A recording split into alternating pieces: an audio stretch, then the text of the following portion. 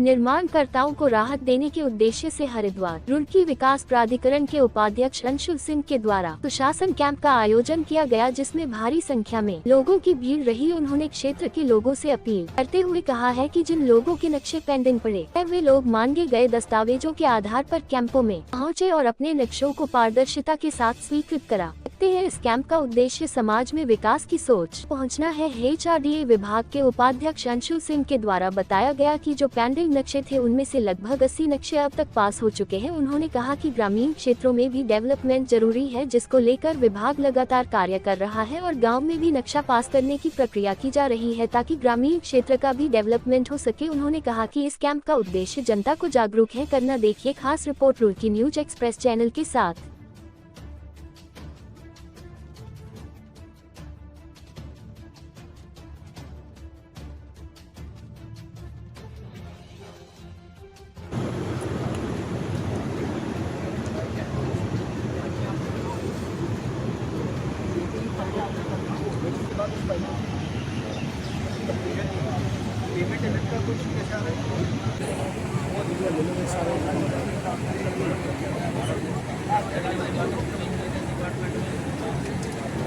देखिए, हम लोगों ने रेजिडेंशियल मैप्स और 75 मीटर स्क्वायर के नीचे जो कमर्शियल मैप्स थे उनको पास करने के लिए यहाँ हम लोग आए हुए थे। तो आप देख सकते हैं हमारी पूरी टीम बैठी हुई है। तो हमारे पास जो पेंडेंसी थी अभी 111 मैप्स की थी जब हमने ये कैंप लगाने का विचार लिया था आज से 3-4 दिन पहले। उसमें से खुशी की बात है कि 80 मैप्स हम पास कर चुके हैं, 80 मैप हम पास कर चुके हैं, मतलब निर्गत हो चुके हैं।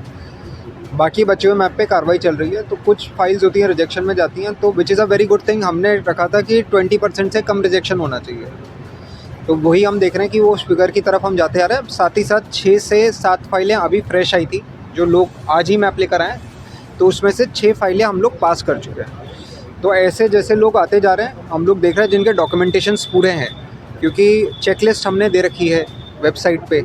चेकलिस्ट में अगर लोगों को दिख जाता है कि ये डॉक्यूमेंट पूरे हैं, अगर उनको अभी भी आपके माध्यम से पता लगता है, अगर वो आते हैं तो आज और कल भी यहाँ कैंप लगेगा, तो कल भी आके यहाँ पास करा सकते हैं सर। तो वही तो मैं बता रहा हूँ, वो पेंडेंसी लिस्ट हमने निकाल ली थी, उनसे लगातार हम संपर्क में थे पिछले 4 दिन से, और जो डॉक्यूमेंट नहीं थे उनके पूरे करवाए जा रहे थे। ठीक है, तो रेजिडेंस आज की डेट में हमारा है कि अगर पास होने लायक होगा तो पास हो जाएगा, आपका कोई पेंडेंसी ज़ीरो रहेगी। मैं सभी हमारे रुड़की वासियों से मैं रिक्वेस्ट करता हूं, और जो विभिन्न क्षेत्रों से जहां हम लोग कैंप लगने वाले वो रिक्वेस्ट कर रहा हूं, एक चेकलिस्ट है जो हम वेबसाइट पे दे रखी है, वो डॉक्यूमेंट्स आप पूरे कर लीजिए। आप अपना मैप अगर आपने अप्लाई कर रखा है तो आप यहां आ जाइए। ऑलरेडी हम आवासीय नक्शे जो रिजेक्ट नहीं हुए हैं, रिजेक्ट नहीं हुए का मतलब है जो ऑब्जेक्शन लगा हुआ है या जो इन प्रोसेस है, उनको एक एक नक्शे को हम लोग देख रहे हैं, और हम ये इंश्योर करेंगे कि मई 15 तक हमारे पास पेंडेंसी हरिद्वार डिस्ट्रिक्ट में रेजिडेंशियल की 0 हो जाए और 75 जो कमर्शियल हैं वो भी 0 हो जाए। तो मैं, और अगर कोई फ्रेश अप्लाई करना चाहता है, किसी को था पहले कि वो नक्शा यहाँ पास कराएगा, तो वो भी यहाँ आ सकता है। अपना आवासीय नक्शा ये कमर्शियल 75 मीटर स्क्वायर के नीचे वाला, वो यहाँ अप्लाई कर सकता है। हाँ ठीक है सर, जिस तरह से विभाग के द्वारा किया जाता है, तो अब ग्रामीण क्षेत्र जैसे पहले भी डिस्कस कर चुके हैं, प्रेस क्लब में मीटिंग हुई थी, तो हमारा जब कार्रवाइयाँ जब ग्रामीण क्षेत्रों में हो रही है तो डेवलपमेंट भी हमारा ग्रामीण क्षेत्रों में होना चाहिए। हमारा मेन फोकस ये है कि HRDA is for plan development. हम देख रहे हैं जो अर्बन प्रेशर है वो सबअर्बन एरियाज़ में जाता जा रहा है, जो लेआउट्स हैं, जो ये नक्शा पास कराने की प्रक्रिया है वो गाँव की तरफ भी जाती जा रही है। तो ये है कि उस एरिया में डेवलपमेंट और ज़्यादा ज़रूरी हो गया है। डेवलपमेंट क्या हो सकता है उधर? आपकी लाइट की व्यवस्था हो सकती है, आपकी रोड्स हो सकती हैं, खेल के मैदान हो सकते हैं, पार्क्स हो सकते हैं, और अगर कोई झील है, जैसे भगवानपुर में हम झील का सौंदर्यीकरण कर रहे हैं, तो वो भी एक बड़ा प्रोजेक्ट है, तो वो चीज़ें हो सकती हैं, क्योंकि हमें रूरल वे ऑफ लाइफस्टाइल भी हमारा इम्प्रूव करना है। तो मैं आशा करता हूँ आप जल्दी ही, हम ऑलरेडी ही इसमें बहुत काम कर रहे हैं, उसका प्रचार प्रसार भी कर रहे हैं, और भी हम बढ़ चढ़ के कुछ इनोवेटिव स्टेप्स लेंगे, जिसमें हम जिला पंचायत या ग्राम पंचायत इनसे कोऑर्डिनेट करके, इनसे रिक्वेस्ट करके, अगर ये अपनी ज़मीनों पे कुछ काम कराना चाहते हैं, कोई डेवलपमेंट कराना चाहते हैं, बच्चों के लिए कोई झूले लगाना चाहते हैं, या पार्क बनाना चाहते हैं, या कोई तालाब है उसका सौंदर्यीकरण करना चाहते हैं, तो ऐसे कुछ हम चिन्हित करेंगे प्रोजेक्ट, जिन्हें हम फेज़ 1 में हम कोशिश करेंगे 2-3 महीने में कंप्लीट करें। सर, HRDA प्राधिकरण के द्वारा एथनिक पैलेस, हाँ, वो एथनिक विलेज बनाया जा रहा था, ये नारसन बॉर्डर पे ही था। वो काफ़ी हमारा विजनरी प्रोजेक्ट था, गाँव की तरफ जैसे ले जाना चाहते थे, इशू उसमें ये आया कि वो जो ज़मीन थी वो यूपी सिंचाई की थी। यूपी सिंचाई का अभी जो बात है वो शासन स्तर पे दोनों स्टेट्स के बीच में चल रही है। तो जब वो आ जाएगा उसमें सोल्यूशन जो उनके डिस्कशन है, क्योंकि अब कुंभ की मीटिंग होने वाली है तो ये पॉइंट्स रखे जाएंगे। तो अगर वहाँ से सोल्यूशन आ जाता है, इफ यूपी अग्री, तो हम उसको बना देते हैं। सर एक ये यार नक्शे पास कराने की बात करो ना। ऐसा होता है कि बेसमेंट बना लेते हैं लोग, कभी कभार जानकारी के अभाव में रहते हैं। आपसे रिक्वेस्ट करूँगा, बेसमेंट पास कराने की भी प्रक्रिया होती है। तो मैं आपसे रिक्वेस्ट करूँगा, यदि कोई बेसमेंट बनाना चाहता है तो नक्शे में डाल दे, है ना। ऐसा नहीं है बेसमेंट बनाना कोई जुर्म है, बेसमेंट बनाना कोई जुर्म नहीं है। बेसमेंट अपनी लैंड का यूटिलाइजेशन कर रहे हो, गरीब आदमी कहाँ जाएगा?